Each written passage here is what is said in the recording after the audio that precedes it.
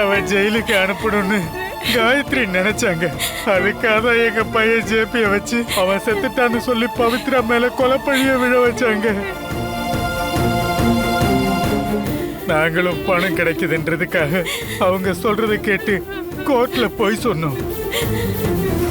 ஆனா அர்ஜுன் தம்பி எங்களை பார்த்து நடந்தது எல்லாத்தையும் சொல்லிச்சு. நாங்களே எங்க மனசை மாத்திக்கிட்டோம். எங்க பையனையும் கோர்ட்ல வந்து சரண்டராக சொல்லி அவனை சென்னைக்கு வர வச்சோம். ஆனா இதை தெரிஞ்சுக்கிட்ட காயத்ரி எங்களை கடத்தி வச்சு எங்க மூலமாவே எங்க பையனை பிடிச்சிட்டாங்களே. பிடிச்சது மட்டும் இல்லாம எங்க கண்ணு முன்னாடியே அவனை சுட்டு கொண்டுட்டாங்கம்மா.